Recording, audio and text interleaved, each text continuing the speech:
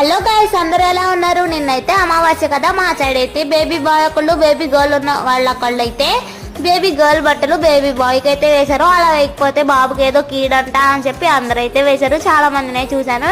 నాకైతే ఆ ఇబ్బంది ఏం లేదు, ఇద్దరు ఆడపిల్లలే కాబట్టి నేనైతే ఏది చేయలేదు. మీ సైడ్ కూడా ఇలాగే చేశారా లేకపోతే ఇంకేమన్నా చేశారో కామెంట్ చేసేయండి.